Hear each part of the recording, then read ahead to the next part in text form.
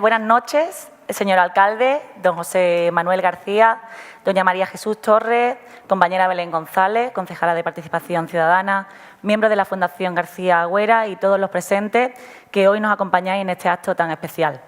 Hoy nos reunimos en este espacio tan emblemático y simbólico para la cultura para presentar una obra inédita, una obra muy especial, una obra a título póstumo de nuestro querido paisano don Javier Muguerza Carpentier, ilustre personaje referente en el ámbito de la filosofía española que, como bien sugiere nuestro querido José Manuel García en su proemio personal del libro que venimos a presentar, tuvimos la gran suerte de que naciera en Coín y que se convirtiera en su patria chica. Ética y licantropía, un relato inmoral, es una obra atípica de don Javier. Y no hay quien mejor que don José Manuel García Agüera para hablarnos sobre la misma y sobre la persona de don Javier Muguerza, quien confió en el gusto, la labor editorial y la gestión cultural de la Fundación García Agüera y en su persona, intuyendo en su sabiduría que su obra quedaba en las mejores manos para que el mundo pudiera conocerla. Sin más, pues le paso la palabra al presidente de la Fundación García Agüera, por todos conocido, nuestro querido don José Manuel García.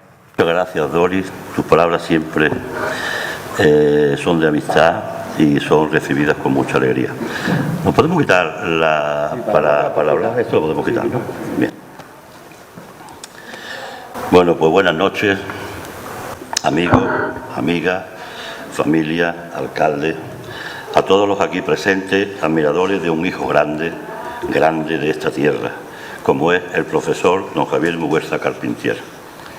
Muchas gracias a todos vosotros por responder tan generosamente con vuestra asistencia y afectos y en las circunstancias además en las que nos encontramos a la llamada de la Fundación García Agüera para compartir juntos nuestro particular homenaje de cariñoso recuerdo, efusiva admiración e infinito agradecimiento a quien desde antes incluso de la propia Constitución fundacional ha sido y es nuestro querido amigo y presidente. Por eso me agrada veros a todos y aprovecho para saludar a algunos que veo y distingo desde aquí: Josefina Bernal, José Luis, Antonio Gómez y su tío Antonio, Sebastián Gamén Millán, Rafael García Maldonado, Paco López y Pilar Pedraza, su sobrina Mercedes Muguerza, o Vincent Kennis, que no sé si a lo mejor ha llegado o está por llegar, pero que es el hijo de Anet de Latel, siempre en nuestra memoria, que también forma parte inseparable de esta historia y del libro. En fin, tampoco se trata de pasar lista, pero bienvenidos todos, ¿no? Y gracias también a vuestras mascarillas, que hoy lucen especialmente en este emblemático edificio, antiguo convento de Santa María y sede de la Concejalía de Cultura, cuyo personal ha trabajado concienzudamente en las medidas de seguridad requeridas para convertir este espacio en un lugar seguro, libre de bichos y hasta me atrevería a decir que libre de lobos y licántropos. Un día oportuno para insistir en la buena recomendación del uso obligatorio de la mascarilla, aunque en esta ocasión conlleve para mí una dificultad añadida a otros actos anteriores, ya que me impide apreciar desde aquí algún gesto o amago de bostezo que se les pueda escapar a alguno de ustedes y que he de confesarles siempre son de agradecer porque facilita a quien les habla de una relevante información de primera mano además para saber cuándo uno tiene que ir acabando. Pero bueno, espero que antes de que algo así ocurra pueda contarle algunas cosillas que justifiquen mi presencia en la mesa, ¿no? La primera, y ya lo decía Lori, la primera es que el nacimiento de don Javier Muguerza en Coín quizás fuera un mágico gesto de generosidad que tuvieron los hados con nuestra ciudad al convertirla en su patria chica, algo que sus paisanos nunca agradeceremos lo suficiente. De su relación con su ciudad natal, con nosotros, con nuestra fundación, son los espartos que tejen el proyecto que iniciamos y que se ha materializado en esta nueva lectura que viene a engrosar la mejor bibliografía coineña con el autor de más prestigio.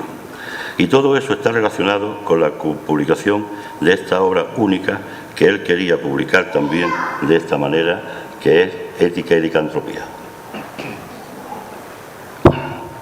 Un sorprendente relato inmoral lleno de inteligencia, humor e ironía que nos regaló, convirtiéndonos en depositarios de un tesoro que hoy compartimos para que todos lo disfrutemos, tanto de dentro como de fuera, en un momento en que recordamos se cumple el primer año de su fallecimiento y el 84 aniversario de su nacimiento en esta, el 7 de julio de 1936. Una obra, sin duda, que es la más importante de cuantas hemos editado hasta ahora, y un trabajo que todos los miembros de la Fundación hemos acometido ilusionada y respetuosamente, aportando tiempo, esfuerzo y satisfacciones a las múltiples tareas que conlleva siempre dar a la luz un libro, del que nos sentimos contentos con el resultado y que deseamos así igualmente lo sientan ustedes, porque es lo que siempre quisimos que fuera. Un íntimo y sentido homenaje al querido amigo y célebre filósofo coineño en su ciudad natal y con sus paisanos.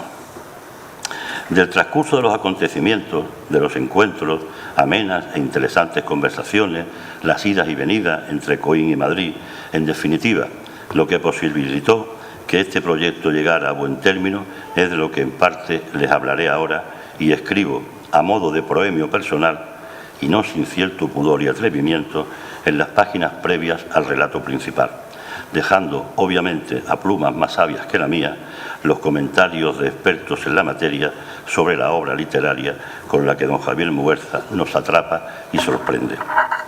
De ello hablará después nuestra querida patrona de la Fundación, la profesora doña María Jesús Torres Jiménez, a quien agradezco aquí, además de que me acompañe con su presencia en la mesa, el impecable trabajo que ha realizado, pues ella ha tenido la alta responsabilidad de supervisar, corregir y mejorar todos los textos que están impresos en ese libro, incluida la introducción que les comentaba y que no se pueden imaginar la responsabilidad que se soporta al hacerlo, y que titulo No soy autor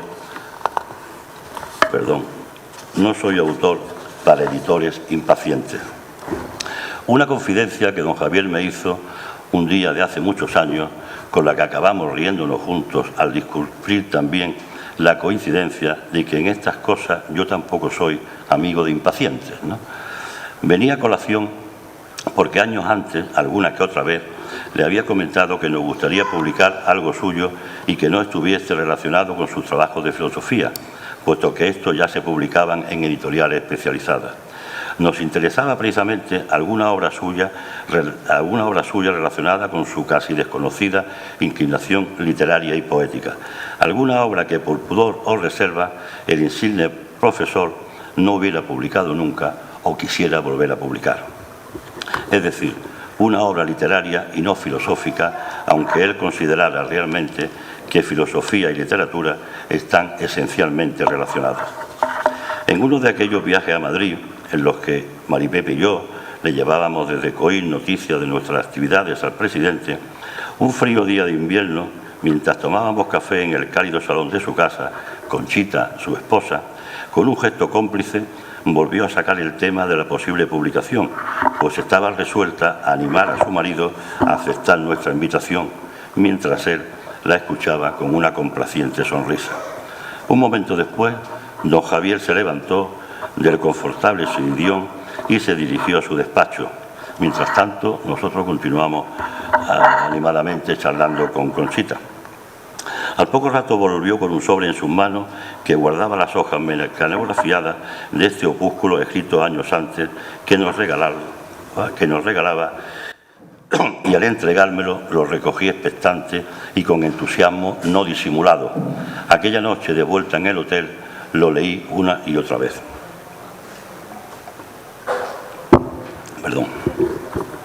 En realidad, el proyecto que él había pergeñado para su publicación consistía en añadir 2 relatos más que ya tenía iniciados, pero no concluidos.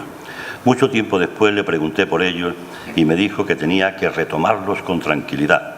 Transcurridos unos años, insistí una vez más, a lo que con su simpatía habitual me respondió riéndose de aquella manera.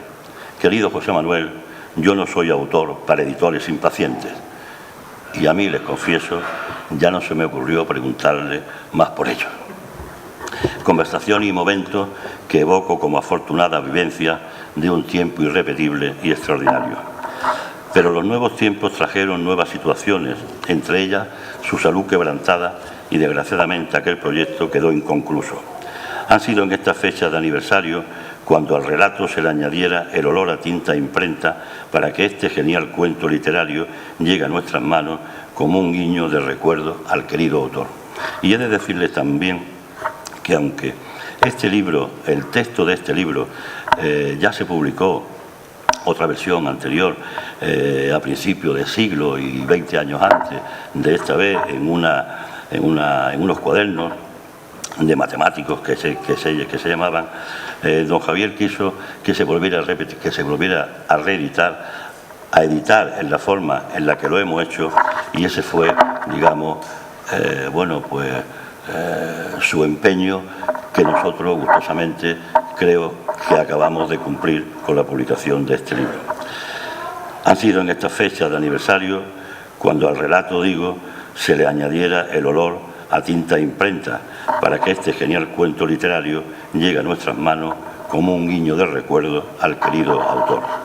Y en ello ha colaborado el excelentísimo Ayuntamiento de Coín, lo que agradecemos de todo corazón en la persona de su alcalde, don Francisco Santos Cantos. Con él, y también te agradezco tu presencia en esta mesa, pude comentar amablemente este proyecto editorial. Y he de decir que sin más trabajo ni insistencia por mi parte, el alcalde comprendió el valor y el propósito de este libro y las razones que las impulsaban, y las hizo suyas, manifestándonos su deseo de participar en nombre de la corporación municipal que preside y de los conciudadanos que representa. Y porque la gratitud es siempre fruto de la cultura, queremos hacerle extensible a la concejal de Cultura, doña Doris Luque Gómez, por su apoyo y atención siempre y en todo momento. Mi agradecimiento también, cómo no,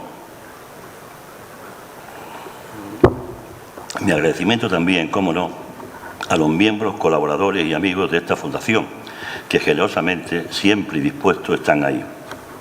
Primeramente a mi hijo José Manuel, porque en él recayó la responsabilidad del cuidado, aportación, gestión y resolución de todo lo relacionado con este libro, además de aguantar a un padre tan tiquismiquis en estas cosas del papel y la letra impresa.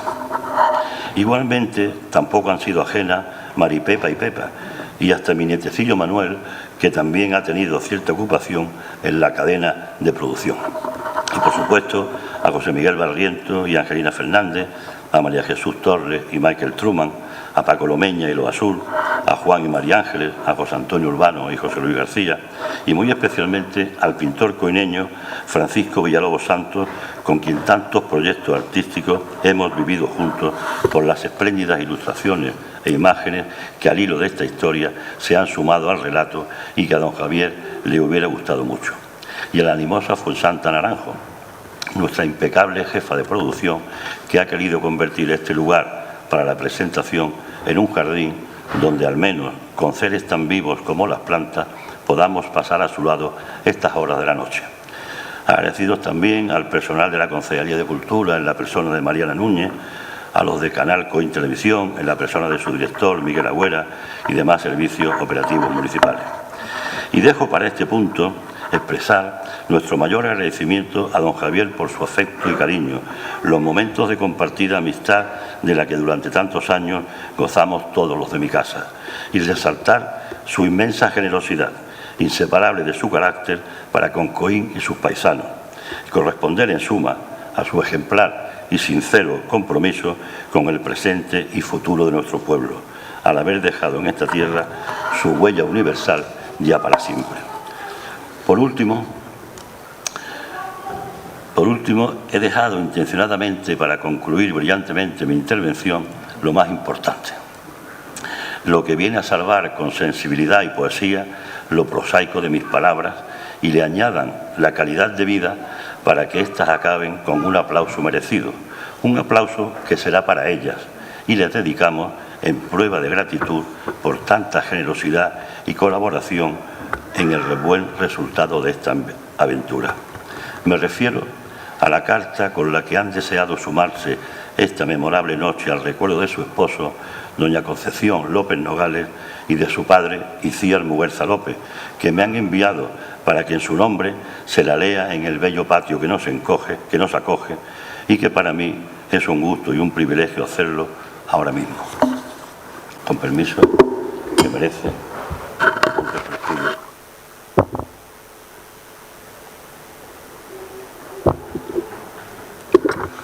Querida familia coineña, desde este acalorado julio madrileño, en el que hace poco más de una semana hemos celebrado el 84 cumpleaños de Javier, el día 7, y los 60 años de la boda de mis padres, el 11 de julio, no queríamos dejar de sumarnos a la iniciativa de nuestra querida Fundación García Agüera, que ha tenido la maravillosa idea de lanzar un guiño cómplice a la vis literaria de mi padre, una faceta no menor de su producción intelectual. Me relata mi madre que mi padre siempre conservó en su imaginario la libertad de esos primeros años de la infancia coineña, de los horizontes verdes y dorados, de los paseos casi interminables por los melonares, de los sentidos exaltados por el olor del azahar y la contemplación de los atardeceres rosas y naranjas. Si la infancia es la verdadera patria del hombre, que diría Rilke, el territorio que estructura el edificio de nuestra personalidad, esta tierra coineña, sus aromas y sabores, acercaron a mi padre, sin lugar a duda, al refugio seminal de su primera libertad, inolvidable hasta el punto de constituir el primer destino de viaje de aquellos novios, Javier y Conchita, que en la España de los años 50 se desplazaron hasta allí porque mi padre quería brindarle a su entonces novia un paladeo de la tierra original, la que había conformado las urdimbres de su ser, y recuperar junto a ella la luz rememorada de aquellos años que fueron fértiles pese a las penurias y tristezas de la posguerra, y que estuvieron jalonadas por la amistad de los primeros compañeros de travesura anteriores a los afectos del colegio madrileño.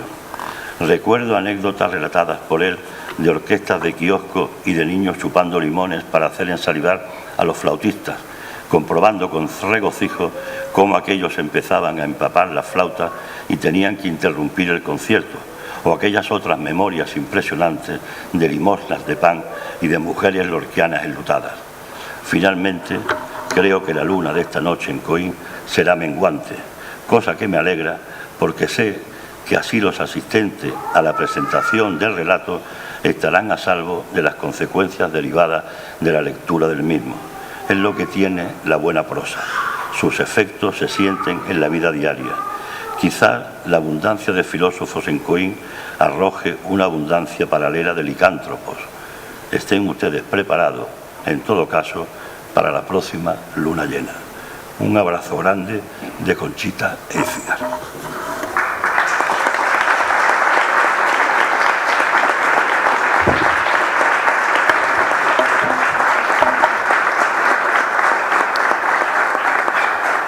De nuevo, muchas gracias a todos vosotros por vuestro afecto y paciencia, y cedo la palabra a Dori para la siguiente intervención.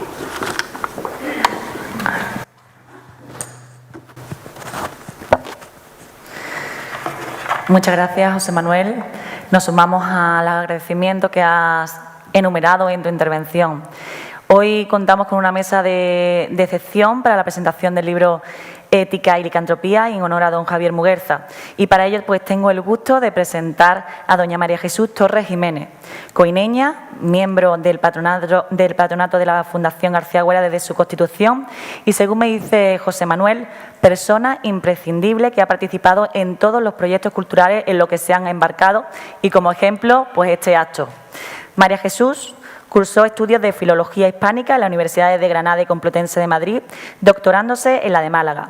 Durante estos últimos 40 años ha ejercido como profesora de Lengua y Literatura Española en centros malagueños de secundaria y bachillerato.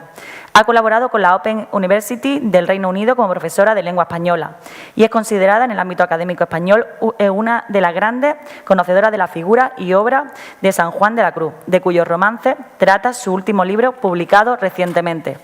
Su amplia formación, su impecable carrera profesional y su gran amistad con el profesor Muguerza hacía imprescindible la participación de doña María Jesús en este acto, que nos hablará a continuación de su obra Ética y Licantropía.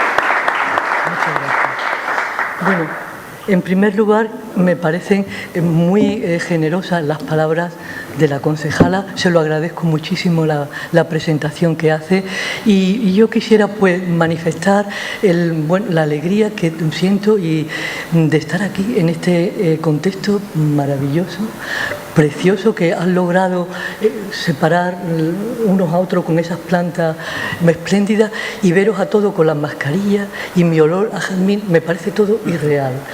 Tendré que darme pellizcos para creer que estoy aquí en este momento, en esta situación, pero sí que quería agradecer las palabras de la concejala. Bien, pues voy a comenzar la lectura del texto. Espero no ser muy pesada y claro, como dice José Manuel, no puedo veros las caras, pero vosotros levantad la mano y decir, basta. Estamos en familia, somos amigos y encantada de estar con vosotros. Muchísimas gracias.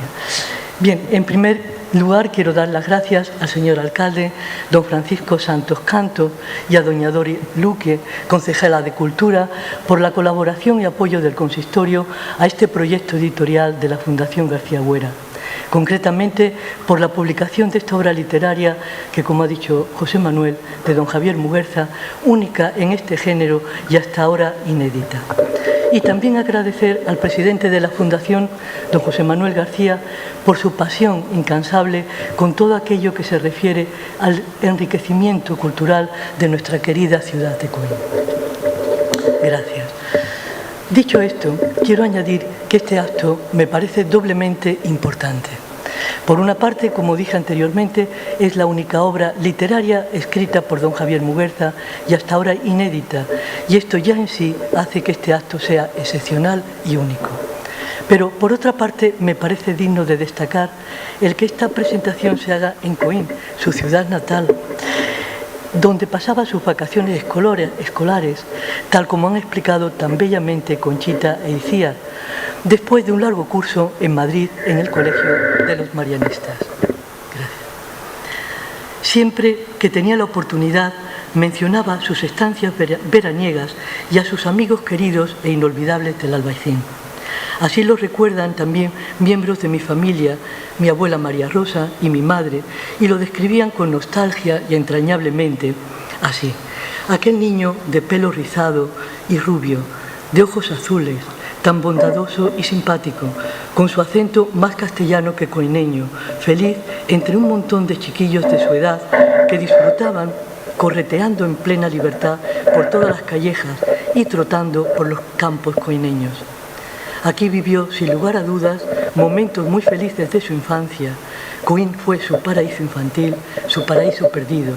Y es aquí, en Coín, donde lo recordamos con cariño y nostalgia en el aniversario de su 84 cumpleaños. Ah, sí, perdón. Uy, perdón. Estoy un poquito emocionada y nerviosa. Perdón. Pues bien, ya comenzamos con el relato.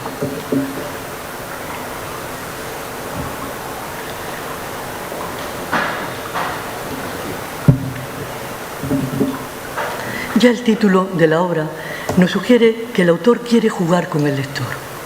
¿La ética puede ser compatible con la licantropía?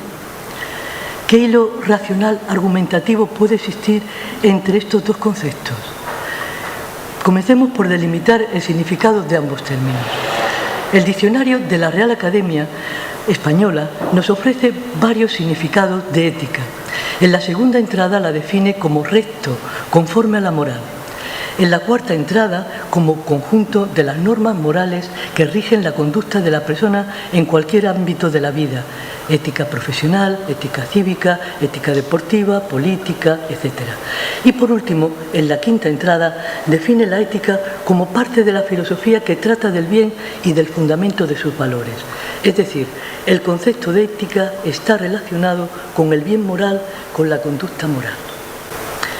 Por su parte, los significados de licantropía son los siguientes. En la creencia popular, transformación de una persona en lobo. Segundo, trastorno mental en que el enfermo se cree transformado en lobo e imita su comportamiento. Y en cuanto al adjetivo licántropo, es la persona que, según la leyenda popular, se convierte en lobo las noches de plenilunio. De lo cual deducimos que nos encontramos con dos conceptos que aparentemente nada tienen que ver entre sí. Pertenecen a paradigmas semánticos y a materias y temas muy distintos.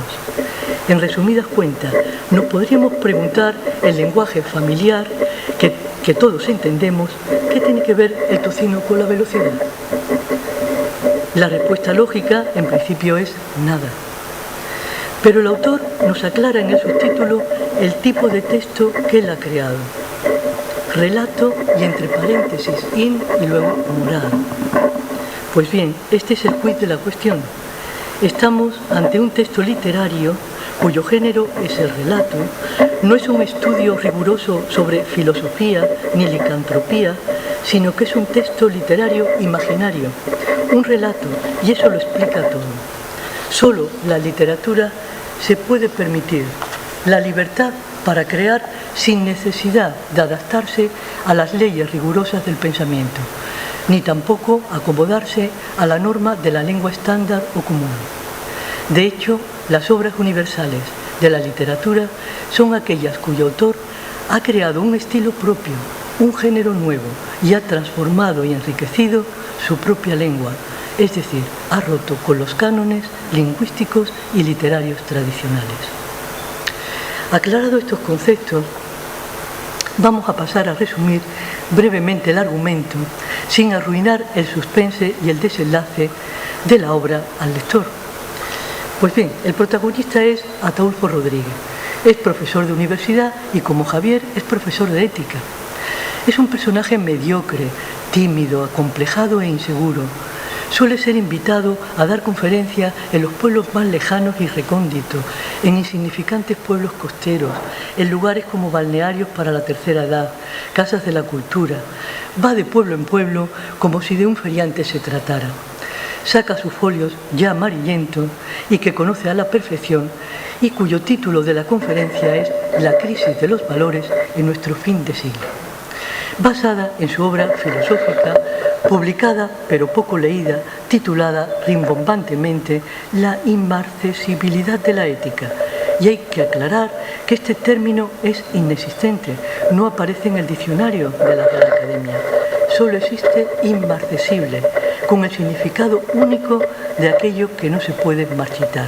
Es decir, la ética, según el protagonista, ni puede marchitarse ni puede desaparecer. La obra no fue un bestseller, precisamente porque tuvo una recepción fría. Ahora mejor, gracias. Es que hay un ruido de fondo, efectivamente, ¿no? Ah, ya. Así estoy más cómoda, sí. Exactamente. Estos artilugios hay que tratarlos con cariño. Pues bien, perdón.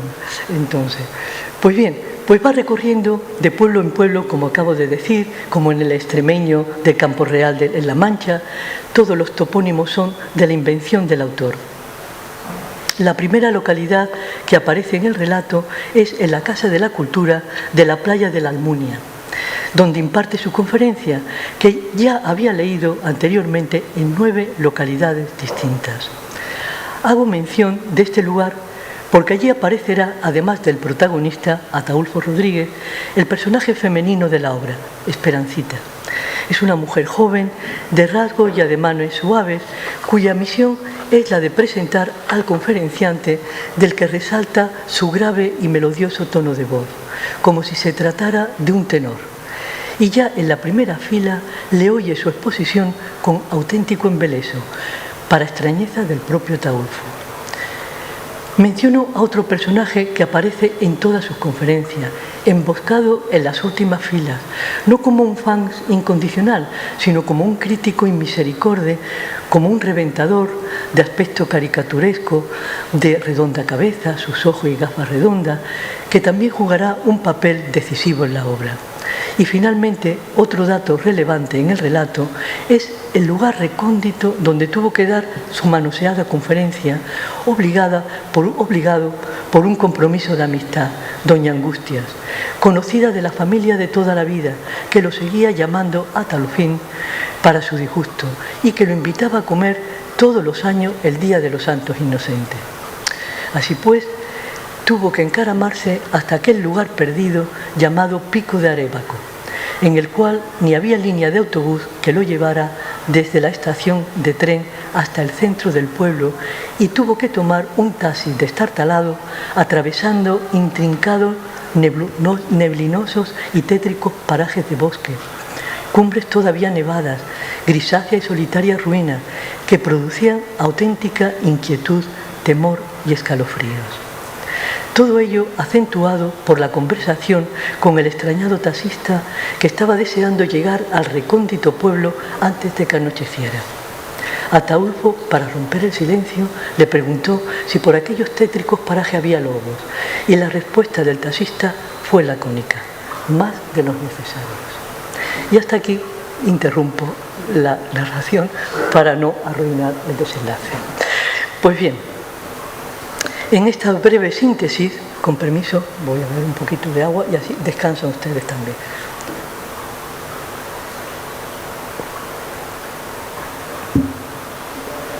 En esta breve síntesis están todos los ingredientes para poder valorar la calidad artística del relato y entroncarlo con los géneros literarios que el autor ha manejado intuitiva y magistralmente. El relato pertenece a dos géneros literarios distintos. Por una parte es una parodia y por otro es un relato de terror. El género de la parodia pertenece a una larga tradición literaria. La parodia, como se sabe, es una imitación burlesca de un hecho, de un personaje, pero la narración también está cercana a la caricatura y al esperpento de Valle Inclán. Quiero citar una obra de este género extraordinaria del medievo, y es el libro de Buen Amor, del arcipreste de Hita, el episodio de la batalla de Don Carnal y Doña Cuaresma, donde se ridiculizan las batallas épicas de los héroes medievales. Así, en el ejército de Doña Cuaresma aparecen repollo, zanahoria, espárragos, sardina, por un lado, y el ejército contrario, Don Carnal, formado por gallinas, conejos, etc. Y entran en una encarnizada batalla, donde vence Don Carnal, pues ya ha concluido la Cuaresma. Pero la gran obra paródica por excelencia en la literatura universal es El Quijote de Don Miguel de Cervantes, en el cual ridiculiza, como todos saben, los populares libros de caballería. Cervantes hace una magistral parodia de este género que él disfrutaba y además conocía su técnica a la perfección. En el fondo, en la creación del personaje de Don Quijote está representando el mundo caballeresco y heroico de una España que lo fue y que ahora, en tiempos de Cervantes, ya comienza a vivir su decadencia. De ahí que Don Quijote lo veamos como un ser ridículo y patético, pero al mismo tiempo como un personaje que posee una autoridad moral, que es la admiración y el respeto de quienes lo escuchan. Don Quijote refleja las grandes virtudes caballerescas por un lado y humanistas por otro, y esto es lo que aporta al personaje su grandiosidad ética, pues lucha por valores como la justicia, la bondad, el amor, la defensa de los débiles, que en definitiva representan los valores universales de la ética.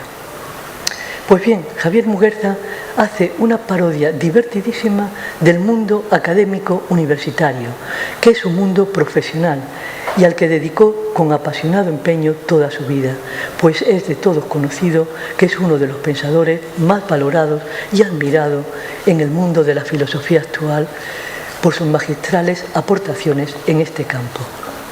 Así pues, él conoce este ambiente plagado de pedantes, presuntuosos, mediocres, que van de congreso en congreso repitiendo las mismas conferencias con ligeros cambios, los colegas que ridiculizan a otros, los trepadores.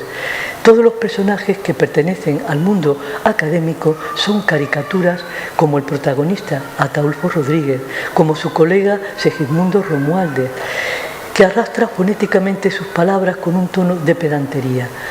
Toda esta gama de personajes están aderezados con largos párrafos argumentativos, conceptos filosóficos rimbombantes, términos en latín, disquisiciones pedantes sobre temas triviales que intentan alcanzar visos de trascendencia, como los tratados del profesor llamado gimnosofista, autor de varios exitosos artículos como No confundir la gimnasia con la magnesia, ética, atlética y dietética, que pretenden paragonarse con los temas universales de la ética, como la verdad, la belleza, la bondad, unido todo ello con la cita de los grandes filósofos Boecio, Nietzsche, Heidegger, junto a nombres cómicos como Fray Gervasio Tolondrín, apellidos como Galván Treyes, que recuerda un poco a Tierno Galván, los topónimos sacados de su invención, en fin, un cóctel explosivo de humor donde se pone en solfa los grandes temas filosóficos y el severo mundo académico.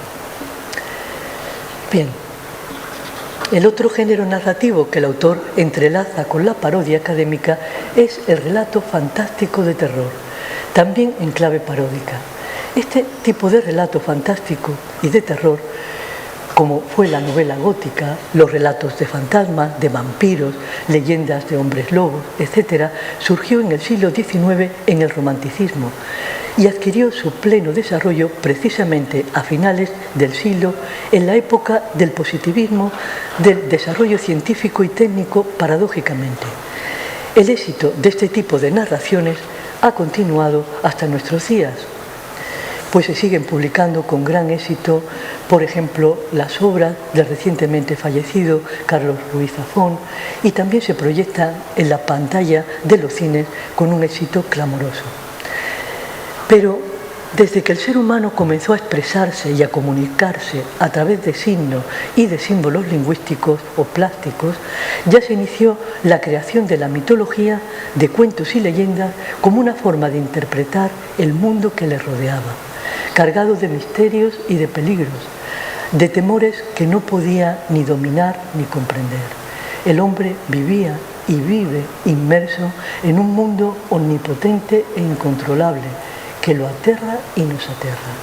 Basta observar los acontecimientos que actualmente está viviendo la humanidad a nivel global como un ser vivo y real que ni vemos ni percibimos, es invisible, llamado extrañamente COVID-19, es capaz de confinarnos, de aterrarnos ante una muerte imprevisible. Eso que estamos experimentando bien podría ser una novela de ciencia ficción y de terror, pero verdaderamente, como siempre, la realidad supera a la ficción. El escritor francés del siglo XIX, Guy de Maupassant, lo expresa del siguiente modo en su relato El terror, de terror, que se llama El Orla. Y dice Maupassant: desde que el hombre piensa, desde que sabe escribir y expresar su pensamiento, se siente rozado por un misterio impenetrable, a causa de sus sentidos toscos e imperfectos, e intenta suplirlos con el esfuerzo de su inteligencia. Cuando esta inteligencia se mostraba todavía en un estado rudimentario, esta obsesión por lo fenómeno invisible tomó formas banalmente aterradoras. De ahí nacieron las creencias populares acerca de lo sobrenatural, la leyenda de los espíritus merodeadores, de las hadas, de los gnomos, de los aparecidos, incluso me atrevería a decir la leyenda de Dios. Hasta aquí son sus palabras textuales.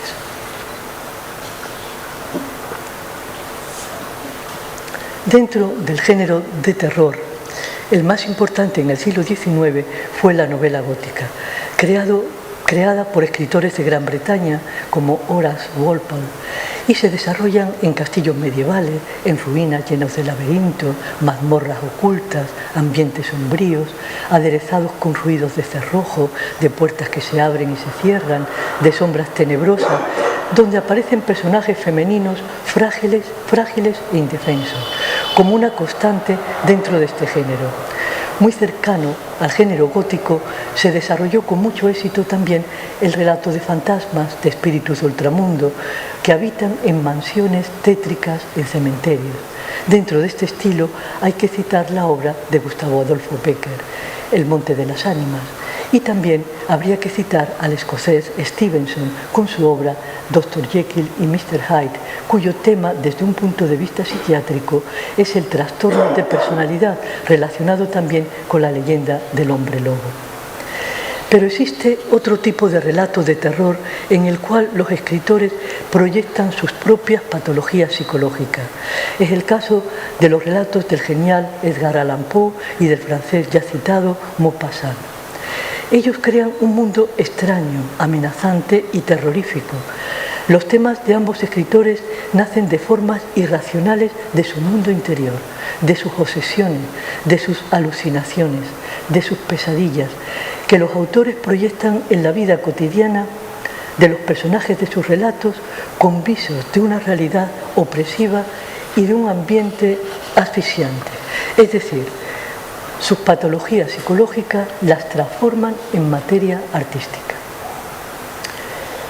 Y ahora ya pasamos a explicar el tema de la licantropía, es decir, la leyenda del hombre lobo que Javier refleja en su relato. El hombre lobo, también conocido como licántropo o lobizón, es una leyenda presente en todas las culturas y a lo largo del mundo y de los siglos. Se ha dicho que esta es la más universal de todas las leyendas, junto con la del vampiro. Según las creencias populares, este hombre lobo puede permanecer con su aspecto animal únicamente por espacio de unas cuantas horas, generalmente cuando sale la luna llena, las noches de plenilunio. Por otra parte, ha existido siempre una relación de atracción del hombre por el lobo. Este es un animal social, va en manada, tiene una jerarquía rigurosa, caza en grupo, es inteligente y astuto, conoce perfectamente su territorio, observa y persigue sigilosamente su presa hasta el momento y el lugar adecuado para captarla. Y este es el modus operandi del hombre lobo legendario y real. Por eso nos aterra. Pero este animal también nos fascina, y así el origen de Roma se realizó a través de los gemelos Rómulo y Remo, que fueron criados por una loba. Aparecen hechos históricos, concretamente en el siglo XVIII, de los niños desaparecidos y que fueron criados por lobos, los llamados niños lobos, que emitían aullidos para comunicarse y sus gestos y movimientos eran como los de este animal. Y sin ir más lejos, la película española que se ha proyectado recientemente en televisión del 2010, Entre Lobos, relata la historia de Marcos, que todavía vive, de Marcos Rodríguez Pantoja, perdido en Sierra Morena cuando tenía 6 años y que vivió entre lobos hasta su madurez. Pero ya aparecen testimonios de hombre lobo en los libros de los autores grecorromanos como Heródoto, Plinio el Viejo, Ovidio y Petronio. Es muy conocida la historia mitológica del rey griego Licaón, quien se atrevió a ofrecerle a Zeus la carne de un niño sacrificado, y como castigo el padre de los dioses lo convirtió en lobo. De su nombre provienen los términos licantropía y licántropo, derivados de la palabra griega likos, que significa lobo, y anthropos, hombre. Pero a partir de la Edad Media se consolidó la asociación del lobo con Satanás, lo que supuso una persecución implacable contra los acusados de transformarse en este animal maldito. En España, el primer caso de la leyenda del hombre lobo es citado por el historiador Antonio de Torquemada en su obra Jardín de Flores Curiosas, en 1575. Ya cita un hecho real ocurrido en Galicia en ese siglo, en el siglo XVI. En el reino de Galicia, dice él, se halló un hombre, el cual andaba por los montes escondido, y de allí se salía a los caminos cubierto de un pellejo de lobo, y si hallaba algunos mozos pequeños desmandados, matábalos y hartábase de comer en ellos. Y era tanto el daño que hacía que los de la tierra procuraron quitar a aquella bestia del mundo y prendiéronle, y viendo que eran hombre, le pusieron en una cárcel. Pero quizá el caso de licantropía más famoso de la historia ocurrió en el sur de Francia, en el año 1764, entre 1774 y 67. Una bestia asesinó de forma terrible a 121 personas. La crisis llegó a tal punto que el mismísimo rey Luis XV se involucró y ofreció una cuantiosa recompensa por la criatura, pero nunca se logró saber su identidad. España ha sido una tierra rica en leyendas de hombre lobo, especialmente en las regiones de Extremadura, el País Vasco y Galicia. El bosque gallego, envuelto en brumas y neblina, es tierra fértil para que arraiguen en él los más fantásticos mitos y leyendas, procesiones de alma en pena como la Santa Compaña, las meigas que, como dicen ellos, no existen, pero a verlas haylas, el lobis home, nombre con el que se conoce hoy el hombre lobo en aquellos tétricos y neblinosos parajes. En esta tierra gallega tuvieron lugar las andanzas de uno de los asesinos en serie de la historia española más famoso, un licántropo clínico llamado Manuel Blanco Romasanta, quien asesinó y devoró a 13 personas hasta su arresto en 1853. Años después, durante su comparecencia ante el juez, Romasanta justificaría su cadena de asesinatos en un supuesto maleficio que le hacía adoptar la forma de un temible lobo, induciéndole a cumplir con su fatídica misión, la de matar a sus víctimas y devorarlas a continuación con sus propios dientes y uñas. El caso de Romasanta, el hombre lobo de Allariz, fue seguido con enorme interés por la prensa nacional e internacional de la época, pero por increíble que parezca, la carta de un hipnólogo francés le salvó de morir finalmente ajusticiado. En ella, el experto alegaba que el rey podía sufrir un trastorno mental llamado licantropía, lo cual fue razón suficiente para ablandar el corazón de la reina Isabel II, quien conmutó al final la pena máxima por la de cadena perpetua. Se han ofrecido muchas explicaciones científicas para la licantropía. La que goza de mayor aceptación es la licantropía clínica, que acabamos de ver, es el desorden psiquiátrico mediante el cual el paciente cree poder convertirse en un animal y se comporta como tal. Y de esta manera se puede entender que las leyendas de los hombres lobo se pueden haber usado para explicar los asesinatos en serie.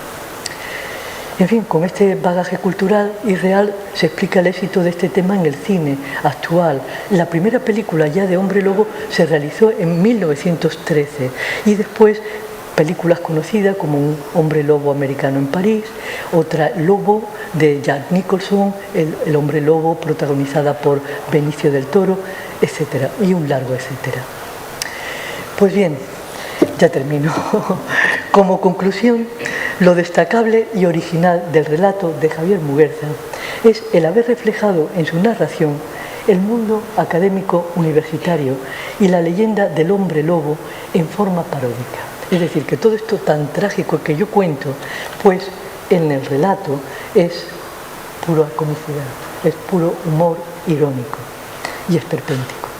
Dos mundos que a primera vista serían imposibles de enlazar. Lo realmente interesante de esta parodia es que quien lo realiza es un filósofo, pertenece a ese mundo y por eso lo conoce muy bien, al mundo académico. El autor se distancia del mundo académico, lo observa, lo analiza, lo desmenuza hasta desintegrarlo y se ríe de sí mismo, como Cervantes se ríe de sí mismo con su Don Alonso Quijano.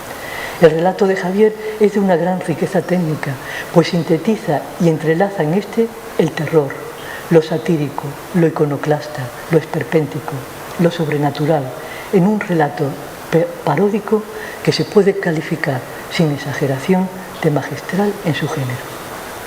Dicho esto, me imagino todo lo que se habrá divertido y disfrutado nuestro filósofo, creando una narración literaria a modo de divertimento, que para nuestro profesor debió suponer una liberación de la atadura del rigor intelectual, racional y metodológico, como su especialidad requiere. La creación de su relato paródico Fue una forma de divertirse del mundo académico universitario severo y grave. En el fondo, el autor se hace un guiño de complicidad a sí mismo y a los avezados lectores. Una vez más, Javier Muguerza proyecta como creador su disidencia metodológica, que ha caracterizado su trayectoria como pensador y nos vuelve a sorprender a todos con su lectura. Muchas gracias.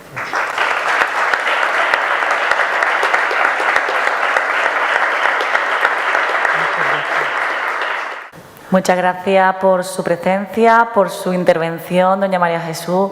Creo que ha hecho, también quiero felicitarla por su magistral síntesis de la que hemos disfrutado y bueno, que sin duda ha engalanado este acto.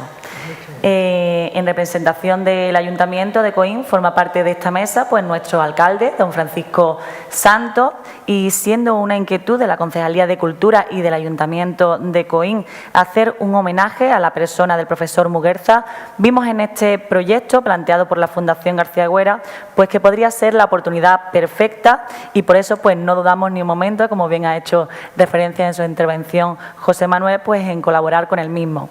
Y de ello pues puede dar cuenta pues nuestro alcalde, a quien le doy la palabra para clausurar este acto.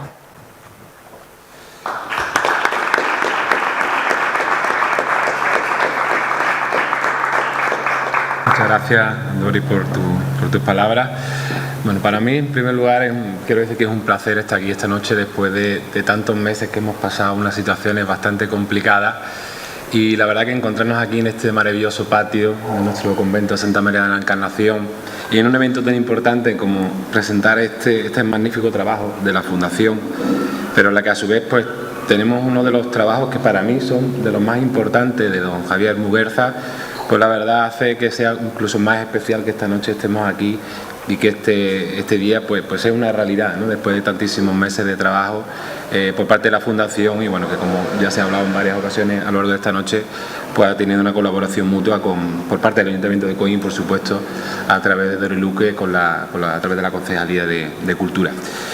Hablar el último tiene cosas buenas y cosas malas. Cosas malas es que me queda poco que decir si no me repito y sobre todo teniendo en cuenta las intervenciones de José Manuel y de María Jesús tan fantásticas y sobre todo siendo unos expertos en estos temas, no me voy a atrever ni mucho menos a meterme en profundidad, pero sí sobre todo yo creo que me queda la parte de los agradecimientos, sobre todo a la Fundación y a todas las personas que han colaborado con la Fundación, puesto que yo creo que es un trabajo muy generoso, en primer lugar porque comparte un trabajo, un regalo, ¿no? Un tesoro que le dio Javier Muguerza a José Manuel directamente, que lo comparte con todos nosotros y también por esa generosidad en el esfuerzo para que se quede pues un trabajo excepcional en el que tiene una maquetación espectacular. Tengo que también aclarar que tiene también 3 pequeños regalos, ¿no? Dentro del libro hay 3 pequeños regalitos que la verdad que son unos detalles fantásticos que incluso engrandecen más el trabajo que ha hecho la Fundación y por lo tanto también aprovecho para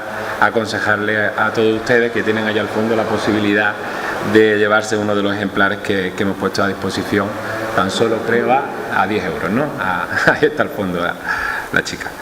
Bueno, realmente nosotros también queríamos hacer algún evento, ¿no? También con ocasión del primer año del fallecimiento de don Javier Muguerza, que como todos saben, pues uno de los personajes más importantes, por supuesto, de nuestro país, sobre todo de los filósofos más importantes del siglo XX de nuestro país y por supuesto, como no, de nuestra ciudad. Y qué mejor manera que este trabajo, ¿no? Cuando José Manuel vino al Ayuntamiento, vino a mi despacho a comentarme que tenía la posibilidad de hacer un trabajo relacionado con Javier Muguerza, sinceramente yo esperaba que venía con 500 folios, ¿no? Que era lo que nos tenía acostumbrado don Javier, y cuando empezó a comentarme que era algo totalmente distinto, que era algo que no trataba tanto de filosofía, sino que estaba más cercano a la literatura que a la filosofía, pues efectivamente me convenció, tanto a mí como a la concejala, de manera inmediata, ¿no? Fue algo que directamente nos cautivó, que nos convenció que era un trabajo que había que sacar y que era parte de ese homenaje que yo creo que el pueblo de Coín tenía en deuda con Javier, ¿no?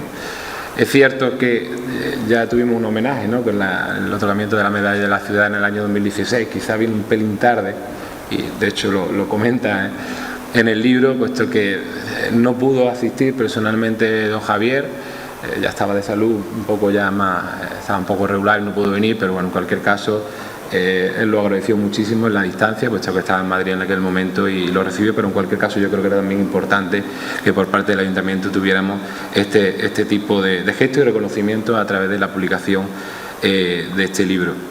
Y una vez más, yo creo que esto es nuevamente el resultado de la colaboración entre el Ayuntamiento de Coín, la Concejalía de Cultura y la Fundación García Agüera, con otro de los personajes ilustres de nuestra ciudad.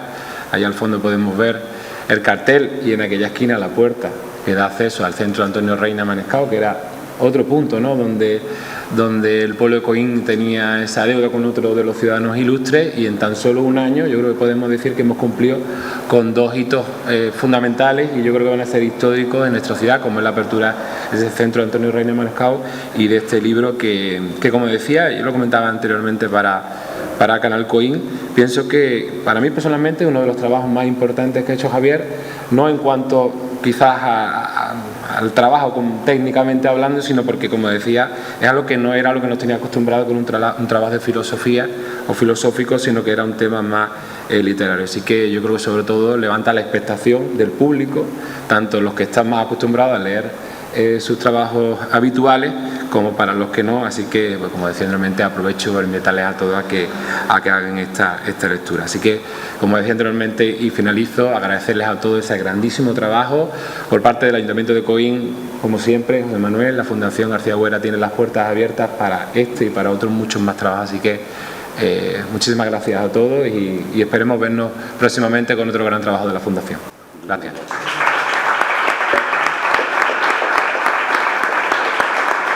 Gracias, señor alcalde. Pues tras sus palabras damos por concluido este acto. Muchísimas gracias a todos los presentes y buenas noches.